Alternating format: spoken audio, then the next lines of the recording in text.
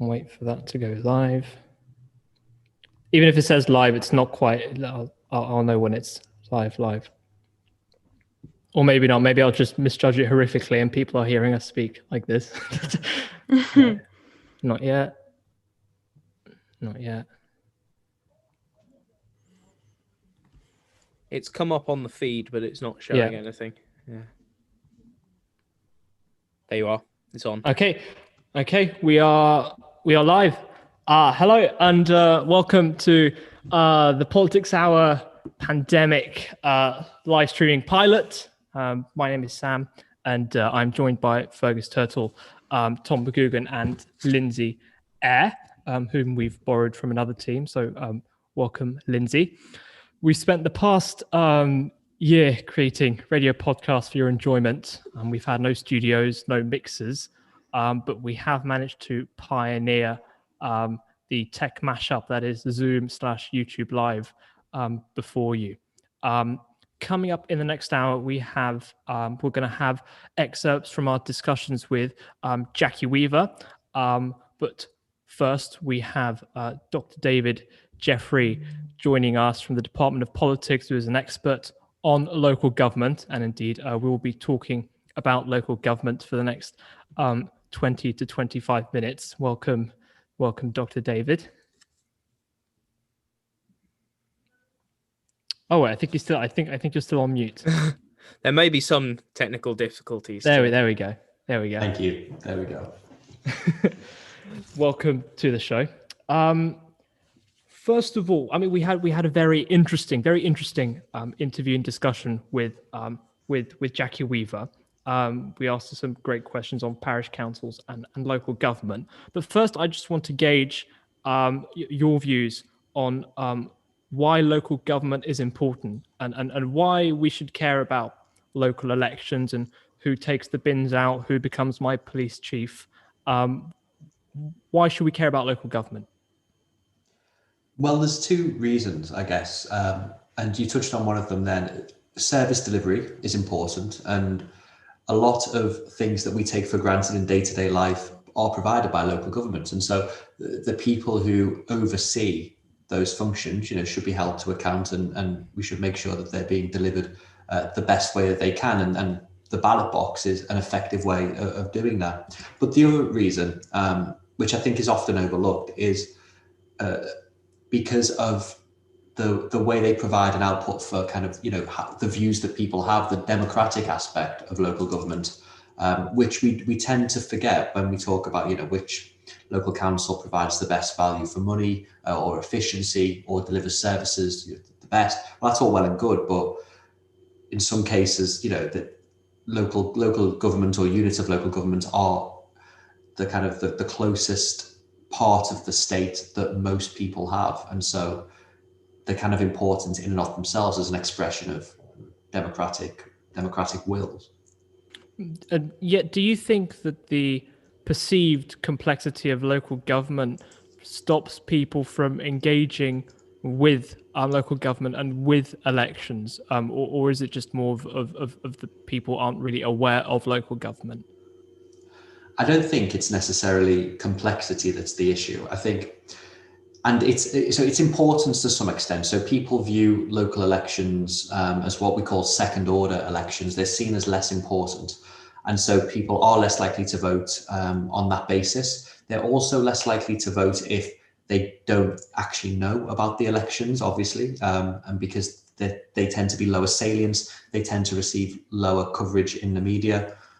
Things like that. Some people obviously do think that they are less important or kind of compared to, say, general elections, and so they turnout is lower in that respect as well. And then there's other reasons that affect it, right? So the idea that in Liverpool, for instance, in many wards, if you don't want to vote for the Labour candidate, there's very little point in you going out to vote because your vote won't make a difference on someone who's got a majority of 1,700, for instance. And so there are a few different factors that come together to mean that turnout in local government is lower, local government elections is lower than general elections, but that's not necessarily about complexity. Do you think that we should see this lower turnout that we tend to see in local elections as a problem necessarily, or do you think it might be simply part and parcel of the realities of the situation? I think it is a problem in the sense that, so for example, in the Police and Crime Commissioner elections, there were reports of polling stations where nobody turned up all day. And these are for elections where the individual will have significant powers over crime. I think that's a problem. And I think low turnout broadly is a problem. I don't think the turnout in local government is so significantly bad that we need to think there's something strange going on. I think it's all perfectly explainable. I would like to see higher turnout, but again, there's almost something rational, isn't it, about people not turning out if the ward that they live in is safe, or there's no chance that their vote will make a marginal difference to the election outcome. So yes, it's not great, is it, right? We all want, North Korean 105% turnout, but at the same time, I don't think you can blame individuals for not voting, because in many cases it's just the rational thing to do. So one thing Jackie Weaver brought up a number of times in our interview was that sometimes repeating things get repeated so much in the discourse, like people don't show up to vote in local government elections, and it sort of self-perpetuates. Do you think that's part of the problem somewhat? Yes. I mean, I think to some extent you've got this idea that people use local government as a stepping stone to become an MP. There are some places where it's easy for people to kind of to blame the local council or whatever for making kind of bad decisions, but without actually knowing what is involved in the process. And without that knowledge, the whole of local government becomes a lot more opaque. So I think, it would be great if my local government course was compulsory, probably not for my workload, but for, general civic knowledge of what goes on. But at the end of the day, we're all very interested in politics. I mean, it's a show called Politics Hour, but the vast majority of people don't think about politics regularly. There was not a study once, I think it was based in Australia, where the average person thinks about politics for less than 15 minutes a week. And I think it was something shocking, like 8 seconds in the average week is how much they think about politics. And with so many different, elements of politics that you can think about, to expect people to take the time to have a detailed knowledge of how local government works might be optimistic, to say the least. But even if people aren't aware of how local government works, what we have seen recently in the media, especially to do with Liverpool at this very moment in time, is that people don't need to know much about local government to see when there are issues and when it isn't working properly. So obviously we've had national news media reporting on the situation here in Liverpool regarding the selection of mayoral candidates. What is actually going on, and is there's been talk of perhaps the mayoral position being abolished with a council vote? What's going on, David?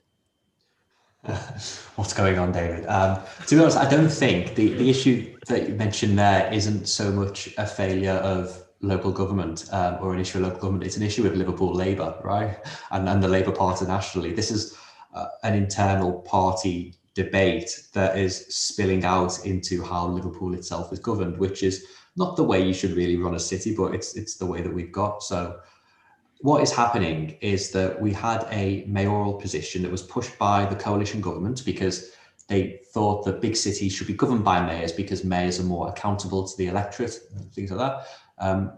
And the leader at the time of the Labour Party, Joe Anderson, quite fancied being the mayor of Liverpool. And so the Liverpool Labour Party brought in the mayoral position without putting it to a referendum, right? And it is likely that, like most other places in 2012, would have voted against having a mayor, right? So it was brought in as a way to increase the standing of our council leader, make him a mayor, and that was done. And the role seems to have been quite successful for the last 8 years. And now there's been some scepticism within Liverpool Labour, because if we had a traditional council leader model, the council group, the Labour council group, could have removed their leader. They could have removed Joe Anderson a few years ago at the height of Corbyn mania. And obviously Liverpool's Labour Party was very pro-Corbyn. Joe Anderson was not. And so what would have probably happened is around 2016, 2017, Joe Anderson would have lost a vote of no confidence and have been gone, right? That couldn't happen under the mayoral system because he would have still been mayor. And so it kind of gave him a power base independent of his Labour grouping, and elements of the Labour Party in Liverpool don't like that. So what we see is a kind of internal party spat play out in this. And it was only a few months ago, remember, that Liverpool Labour agreed to keep the mayoral position. The Lib Dems put forward a motion that said to abolish it. Lib Dems have always been against it, say abolish it, and Liverpool Labour said no. And now it seems to be the case that Liverpool Labour will reintroduce the same motion they voted against only a few months ago in order to abolish the mayoral position. Because then you don't need to have a big selection for a mayor. You just need to be a councillor, right? And the council selections are much more low key.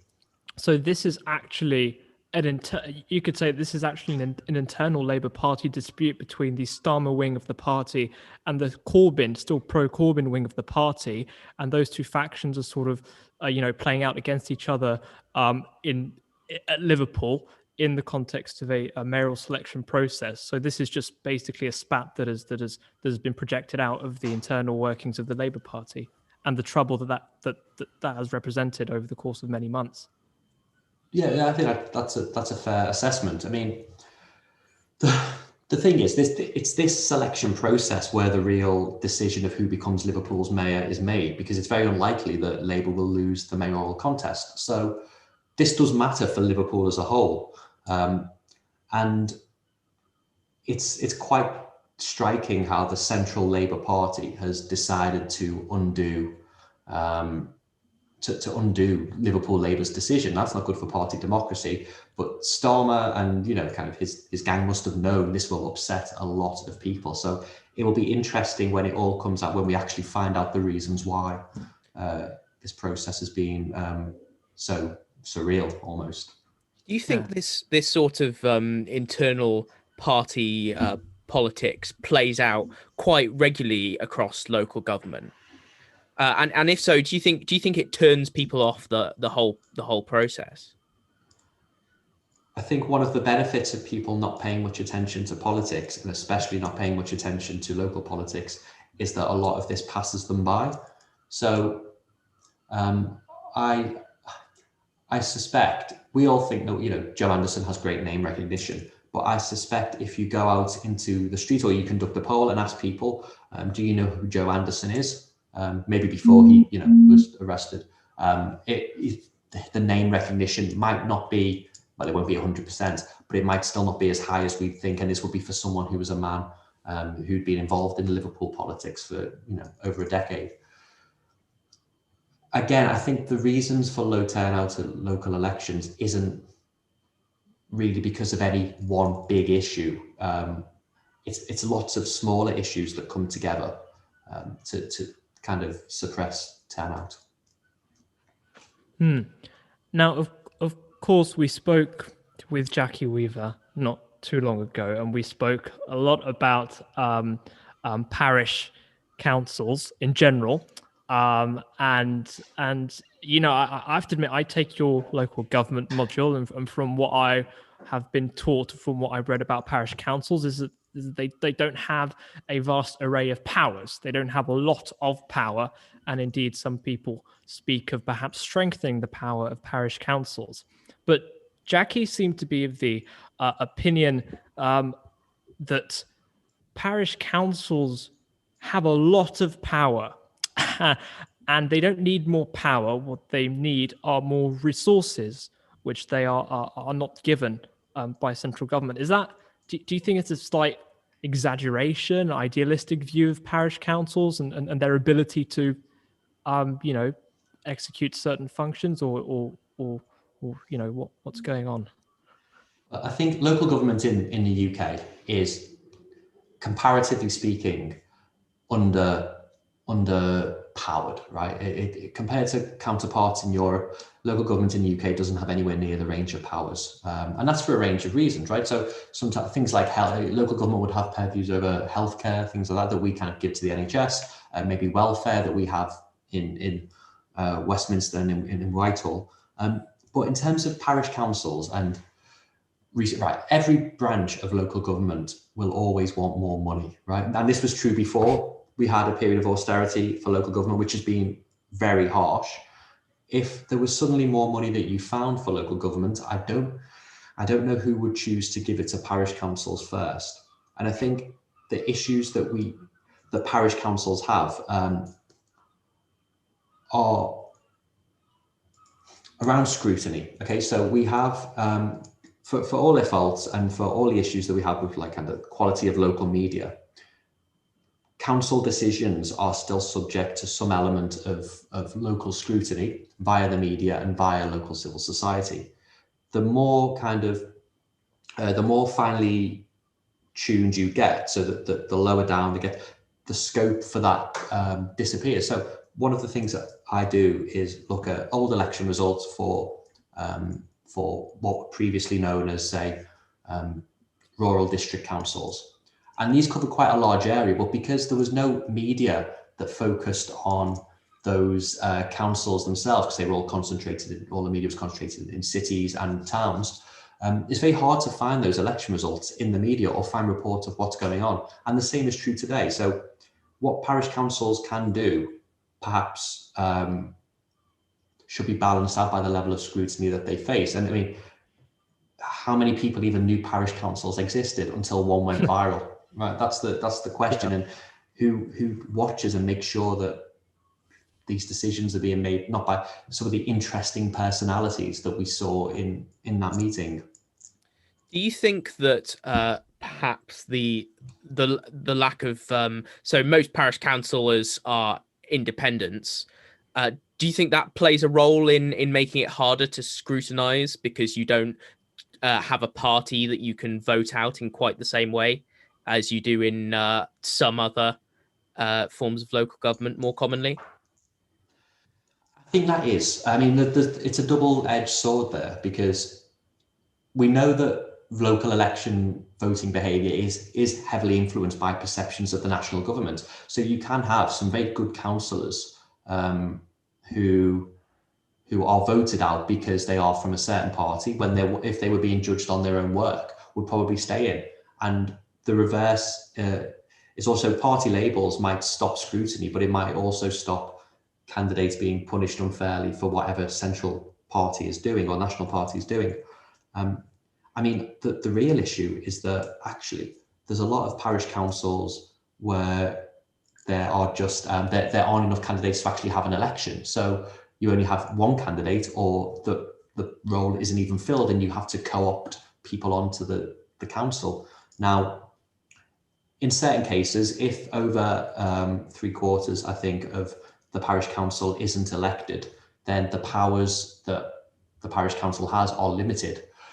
But there are still situations where lots of vacancies within parish councils, or people who, and then also got to look at the people who do it. So the demographics of who fills the roles on parish councils does tend to skew to older middle class people, because retirees have the time to dedicate, and perhaps the things that parish councils can do might appeal more to, for example, only parish councils, I think, have the legal authority to buy land to turn them into allotments, which is a very niche power, but car parks as well. The revenue from car parks, very important.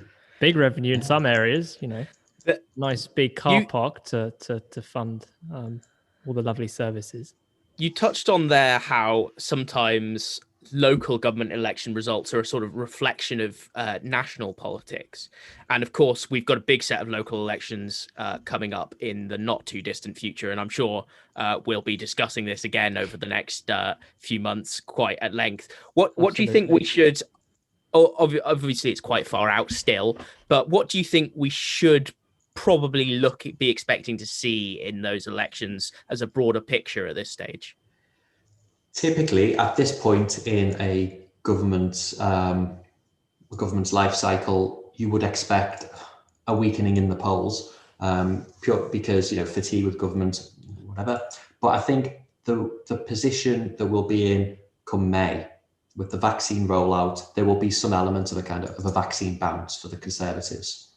Now, typically, you can't compare local elections year on year because different types of authorities have elections in different years. So we have to compare the results to 2016 for the 2020 elections and 2017 for the 2021 elections.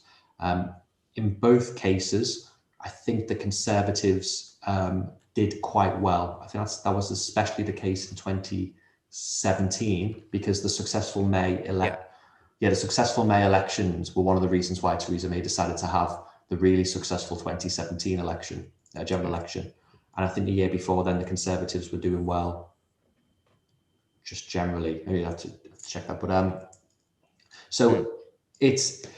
I suspect that the Conservatives will gain councillors and a few councils. And then you've also got the devolved administration elections as well, which depends on how this sturgeon salmon kind of war turns out. But the SNP seem on course for a majority there, and that will also affect the Scottish local elections. Yeah, so there's a lot going on, but I think typically that you'll have a Conservative bounce and questions perhaps if Labour don't do as well as they hope they will do about what Keir Starmer's actually achieving. There is all that excitement to come, clearly. Yeah. Dr. David Jeffrey, thank you very much for joining us and giving us an overview of local government and why it's important.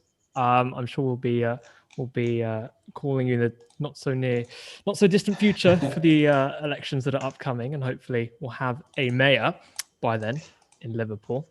Or a council leader. Or a council leader.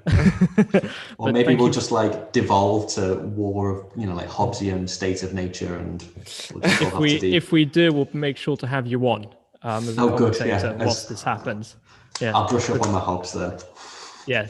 But thank you very much for joining us. Thank you so much. Thank you. So that was Dr. David Jeffrey there, giving us an overview of local government.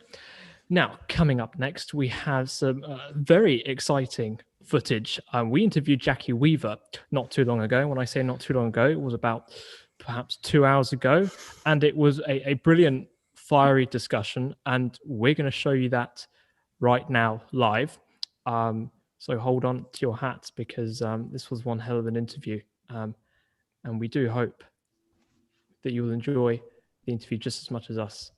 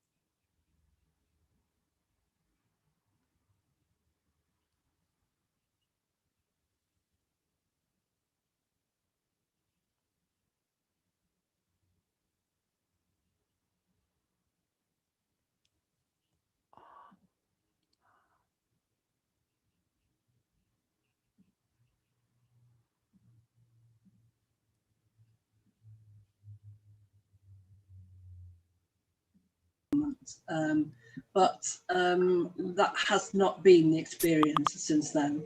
In fact, colleagues who are responsible for elections have said that there has been more interest expressed in local elections this time round than we have seen for some time. And I think also what's been important is the reaction to it. Sort of, what are we doing? Not just the people who have kind of watched it, but in the background, what is happening as a result of that? And I think what we've shown is that actually it has been taken seriously. that there are a number of debates around, bullying in the workplace, the relationship of women with regard to men when it comes to debate or argument, which is another form of debate, I guess. So it's raised a number of issues, but also has been an opportunity to showcase that there are town and parish councils, and there is a genuine willingness to address behaviour in the sector. And it isn't only the town and parish council sector where you might see that kind of behaviour, which is so you think it's also been a force for good in that it's sort of been an eye-opener, people experiencing local government and thinking about local government for the first time. Is that what you're saying? That it's actually it's brought up the issue and the debate around local government. That's very interesting. And so my second question is, why should people, especially young people, and I know you've engaged with this on Twitter, sort of youth engagement with local government, but why is local government so important, and why should young people such as ourselves engage with it? I guess the question is, why shouldn't you? If it's not relevant to you, don't bother. Yeah. But if you want to see something happen in your community and you don't want to spend the rest of your life baking cakes or making paintings or trying to fundraise in any other way, then get involved. That's a very fair answer. That's a very fair answer. Why shouldn't I? Yeah. Fergus. It's quite an interesting debate, about kind of like the usual way we look at this is parish councils should want to go out and engage with young people. Why? You tell me why. Oh my, it's a two-way conversation. It's not just one way. We haven't prepared for this, Jackie. This is you've turned the tables pretty dramatically here. We're on the spot. Fergus, I think. What then do you think are the main roadblocks for why young people don't get involved with local government? Do you think that it is this thing of particularly young people are less interested, or obviously young people are more likely to move about and stay in one place for less long? Or do you think there's something more about local government and the way it runs, the way it's operated that perhaps puts young people off? Are you the heavy guns, Fergus? he's the heaviest we've got, and with the beard as well, he makes a formidable foe. Right. Now I'm intimidated. I think the point I'm trying to make is it's a two-way conversation. And I think it's really important, two things. One, that young people, and actually that's quite a broad spectrum. I mean, when you kind of get to my age, young is like anything under 50. I suspect when you're talking about young, you're probably not 50-ish. Not quite. There's quite a big gap there, okay? And I think that, it's kind of really important that we kind of look at diversity as opposed to just attracting young people. Because for me, it's about how a community works together, and the mechanism for doing it is its town and parish council. Now, if people aren't engaging with their local councils, why should they change? They're perfectly happy as they are. But if you want to get involved because you can see a benefit for you, and I guess that's part of my job is to kind of help you see the benefit for you, then I think there is merit in encouraging parish councils to change and make accommodations. I mean, there's very obvious things like, the timing of meetings.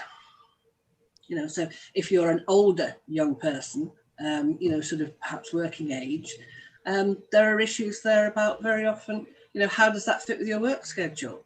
If you're female, you may have care issues. Even if you're a man, you might have care issues, but you might be caring for an adult, for example. So, there's no point in us pushing change at the other end if kind of we're not getting the engagement from young people at the other end as well.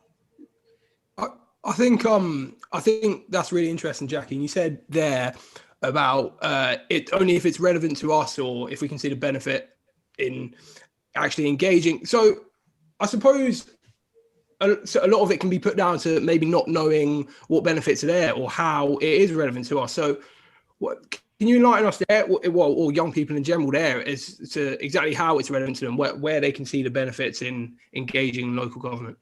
Yeah, well, I guess it depends on what you want local government for.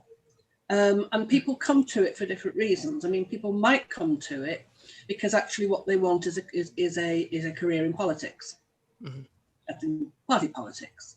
And, you know, the sort of parish council gives you an opportunity to get a grounding in politics without the added layer of party politics, because with party politics comes, you know, if you like, an overlay of the party policy.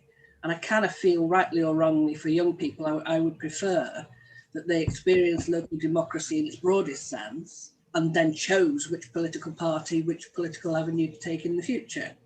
I don't mean like when they're 50, you know, I think earlier than that. But, you know, I just think it gives you that freedom to find out what's really important to you rather than almost hearing the doctrine from one side and then kind of trying to break out of it later. So that's one reason why young people might want to be involved. I guess the second reason for me is really more about the community activism.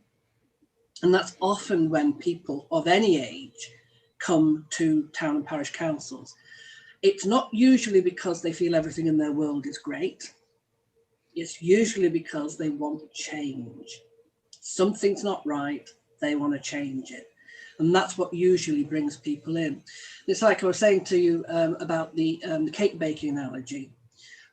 Because a parish council is a tax raising body, it means that, you know, when you have something that you're trying to promote, when you are part of the parish council and you're trying to move forward with something for the community, it isn't just the same people that always roll out, the usual suspects, you know, that are always involved in the litter pick, they're always involved in whatever community activity is taking place.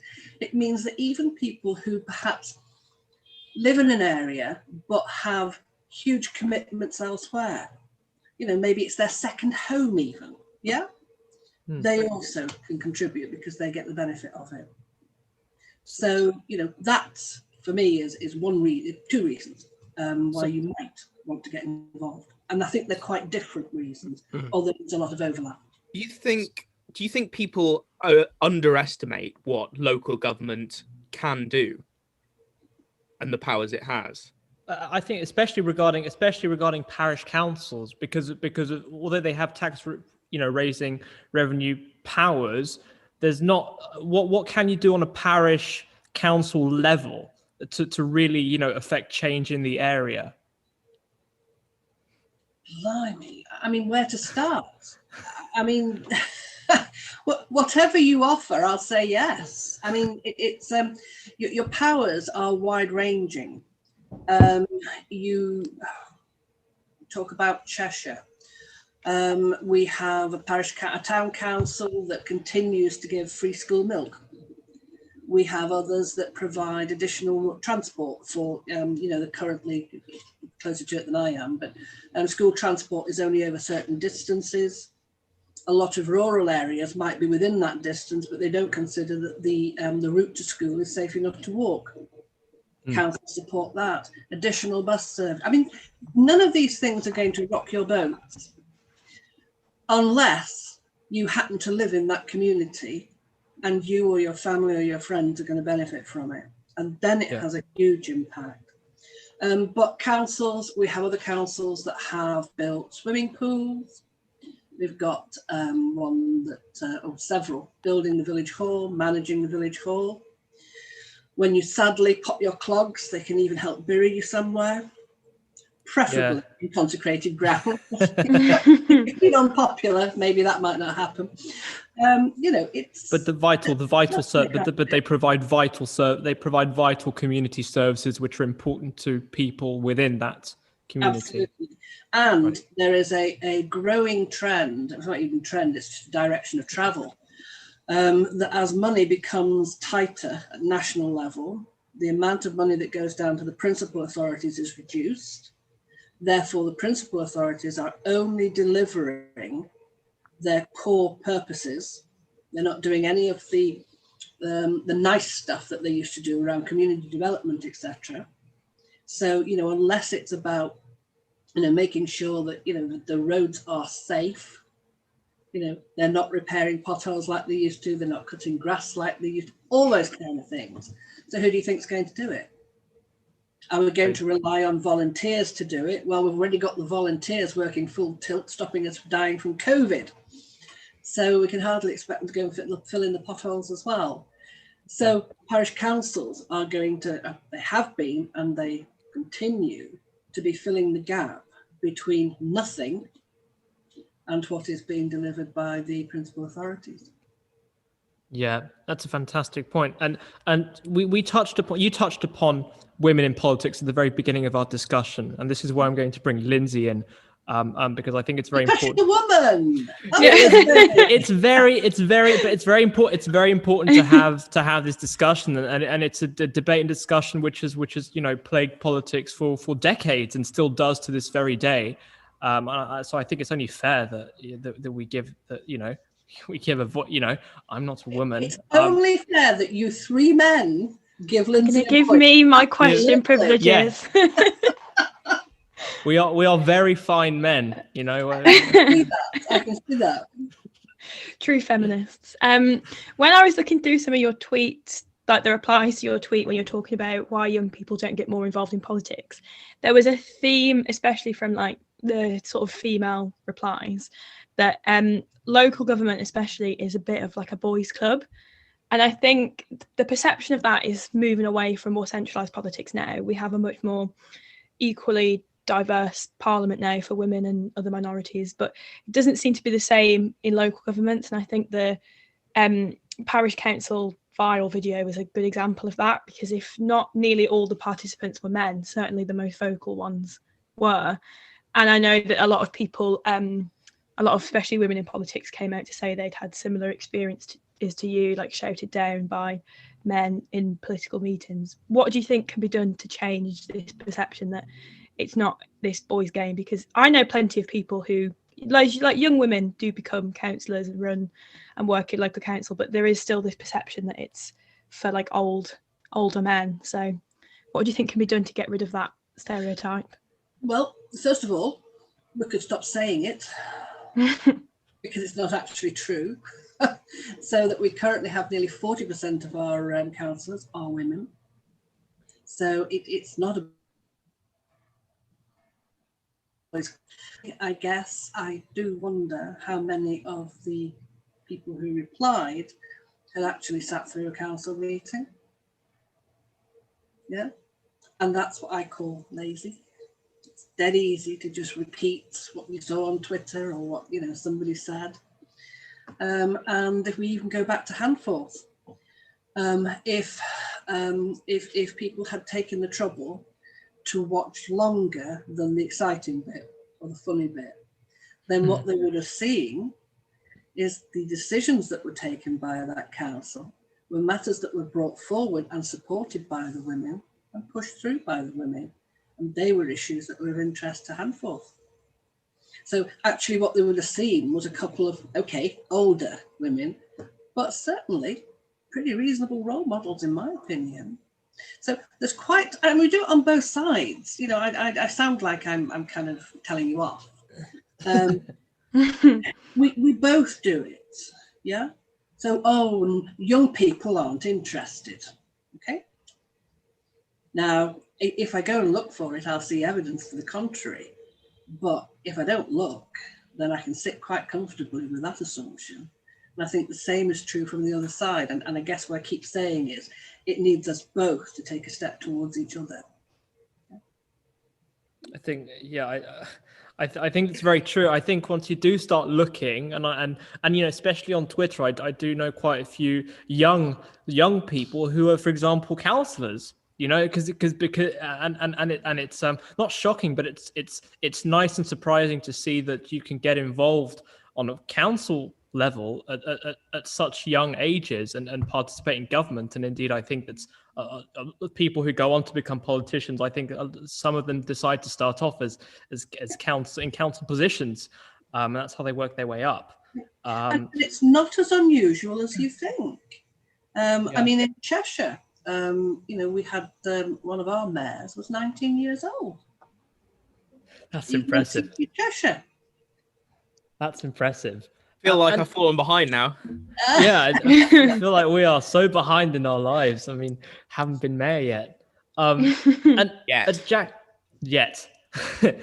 Jackie, I think I know the answer to this, but what do you make of the recent adoptions of the unitary system for government? Because there's been quite a push as of late to abolish county councils and district councils, and even in some cases parish councils, to make way for these larger unitary authorities which take care of everything from taking out the bins to funeral homes to care homes and bus services. What do you think of this sort of recent development and trend?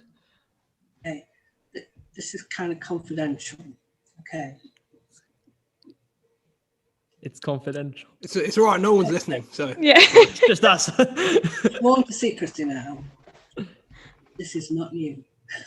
I mean, we became unitary authorities in Cheshire 9 years ago. So it's not a new concept by any means.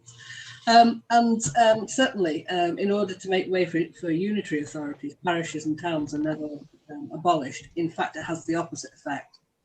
Usually when an authority moves from being three-tier, like we were in Cheshire, it usually results in the creation of more town and parishes, because there is definitely a gap.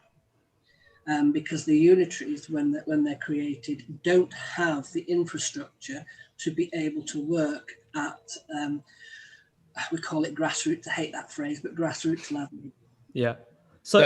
So you need that variation in levels. You need that layers, whatever the case. Yeah. But I say Cheshire was three-tier, and a personal opinion, I preferred it.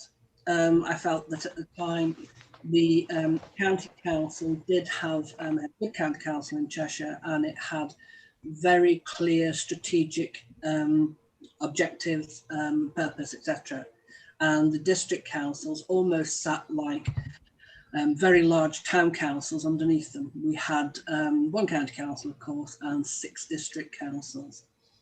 That was replaced by 2 unitary councils. Now we have 2 unitary councils that behave like very big district councils. And we have town councils that really are kind of filling the gap. So actually, perhaps I should rephrase. Should parish councils gain more powers? Should they be strengthened in that case? Since they seem to sort of fill in the gaps sometimes between this sort of layering of different governments.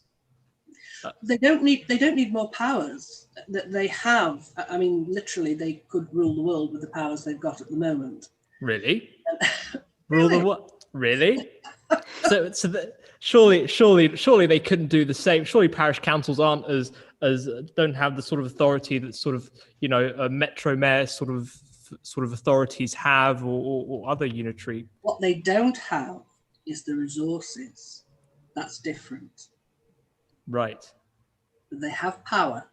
If you want to look it up, I mean, I don't commit them to memory. Oh my God, why would I? If you have a look on the nelton.gov.uk website, there's a free download there called the Good Counsellor's Guide.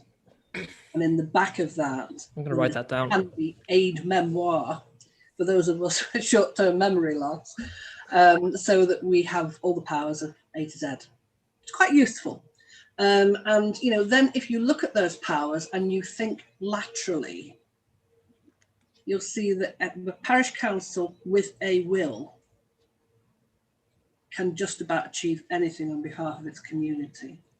The bit that is missing is resources. And government, for example, does not give part of the business rate to parish councils. It all goes to the district council. Right. There are things like that mean that actually their resources are only the ability to raise tax locally, and then anything else they can pick up in the way of grants or donations. Do you think that's the limiter, not the powers? Okay. Do you think that's another sort of myth then, I suppose, about that we perpetuate by just repeating it without looking at it critically enough? Yeah. And not only do you do it, Fergus, I mean you personally, but parish councils themselves do it. Right. So so they lack resources, not powers. Yes. Is the type. Okay. Okay, welcome back. That was a brilliant interview with Jackie Weaver. We really enjoyed that, didn't we, gang? It was quite fiery, but quite brilliant. Yeah, she brought a lot of insight, and very clearly was not afraid to tell us when we were straight up wrong. Yeah, she pulled no punches whatsoever. Yes, I didn't know parish councils had that much power that they could rule the world. It was something that really struck me at the beginning. But 25 years in local government, I guess we don't know that much, do we, guys? Yeah. And what did you think of the David Jeffrey interview? I liked it. It gave an insight into local government, but I think there's this. It's going to be really tough to make local government sound remotely sexy or remotely sort of appealing, that people really get involved the same way they do national politics. It's just it's a difficult job for anyone, even for Dr. David Jeffrey, much as he was a fantastic guest. Other good news is we are running 3 minutes ahead of schedule, guys. So that is fantastic for a radio show. That is always good news. This next segment now we're going to introduce is the topical news segments of the day. I think we'll begin with Fergus. What has hit you in the news recently that is worth? Right, yeah. So my takeaway of this week, obviously, the biggest news story was probably the roadmap out of lockdown that Boris Johnson presented on Monday. That sort of dominated the last few days in political news. And the new slogan that we got before that was rolled out was this so-called data. We're going to follow the data, not dates, which then a lot of people felt was quite ironic, given that the roadmap had quite a lot of dates in it.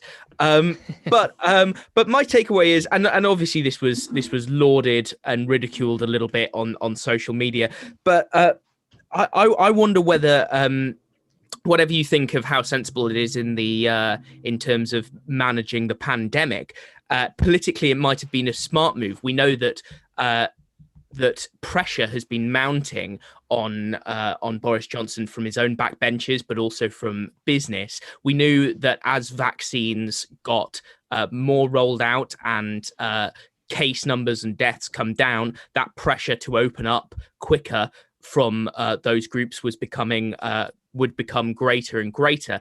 And so by setting out these fairly conservative, small c conservative dates, he's actually given himself, I think, perhaps some breathing room, because he can say, well, I can't bring forward these dates because I've already committed to no later than. So by doing that quite early on, I think he may have nipped some of that political pressure in the bud. The flip side, of course, is it will be much harder for him to delay those dates politically if he feels he's in a position where he needs to do that later on. I think I agree with that. And on the twin side of that news, on the other hand, it doesn't help that recently we've seen a notable decrease in the amount of people vaccinated in the UK. Is this an issue? I discussed this with Dr. David Salisbury, former Director of Immunisation at the Department of Health, and he had this to say about a month ago, and he predicted this sort of around timeline very well. And I asked him, what would he warn government? What was the most pressing issue? And he mentioned supply, and here it is. Watch like hawks vaccine supply, understanding, just as Europe has found out, there's very little you can do when vaccines don't turn up on the day you were expecting them. And you can shout and you can stamp your foot, but you can't actually turn the vaccine tap on faster than it is going. So I would warn them about supply. I'd also say to them, when you get to mid-February and you've done very well on first doses, have a look to see what is going to be the marginal benefit from bringing vaccination into lower risk groups as opposed to coming back in with the second doses. There's a very interesting clip there. So vaccine supply, he predicted, could be an issue, and it's becoming an issue. And his second point there was actually perhaps instead of fulfilling those second doses, look to break transmission and vaccinate younger people with the first dose. I think that was really important.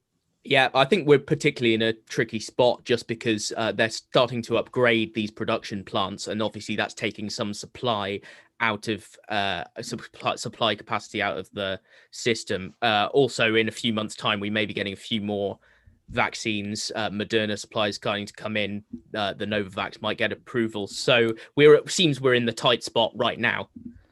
Absolutely. Yeah, I think the comments. I think the comments were really interesting. I think it just raises that much more questions for how the next few months are going to pan out. I'm sure we're all hoping that those problems were factored in when the government set out this roadmap. But I'm equally so. I think we're all really interested, maybe a tad concerned about how it could all go forward. Yeah, I mean, just 192,000 people vaccinated on Monday and 142 on Sunday, which is off the very high of 500,000, I think, that we hit not so long ago. So definitely something to watch and observe from the UK politics team.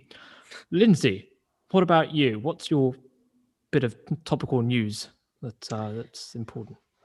Well, anybody outside of Liverpool might not be keeping up with the current mayoral elections going on. So a first point to touch on is that the current Lord Mayor of Liverpool, whose name is Anna Rothery, she was in the running to become the Labour candidate for the Mayor of Liverpool. And this would have made her the only Black woman mayor in the UK, which I think is something to be celebrated. After the previous mayor, Joe Anderson, obviously he stepped down and he's not mayor anymore. They was due to have the voting was due to begin. It was this week, wasn't it? I think it was the 22nd it was supposed to start. I think so, yes. And there was 3 candidates on the shortlist. All 3 were women. Hence why I'm covering the story. And essentially Labour last week, Keir Starmer's Labour have paused the voting process in order to re-interview candidates. And he has officially said that previous shortlist need not apply. They haven't actually given an official explanation for this decision, but obviously there's been a lot of speculation, some of it including that Anna Rothery was endorsed by Jeremy Corbyn, and obviously Keir Starmer is trying to move away from that kind of politics. So, but also the fact that there are 3 women running and then neither of them can now reapply is very upsetting. So it's a bit of a fiasco, isn't it? It is a little bit, and anybody outside Liverpool might not be following it too closely, but I think it's an important point to highlight is that Labour have now lost out on a female leader, because obviously 2 out of the 3 of the candidates in the election for leader were both women, and then all 3 on the shortlist are now 3 very good women, 3 very strong candidates are not being allowed to reapply.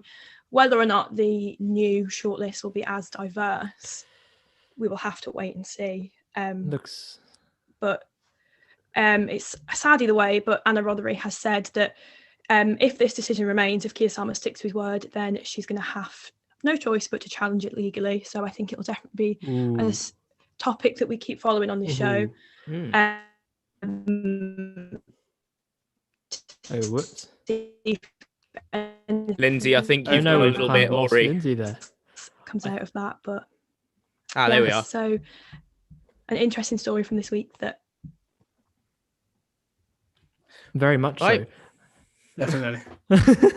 No, but I think that these new Keir Starmer directives are really splitting up the Labour Party into two: pro Corbyn, pro Keir, or pro Blair. I think factions, he's definitely come to the end of his sort of honeymoon period. Yeah, if he had wanted to start with. It's starting to show now. It's particularly interesting to me because given everything we heard in the David Jeffrey interview and how popular Labour is in Liverpool in general, how potentially harmful this can be to Liverpool Labour. But I guess the next few months will be that we need to keep watching that.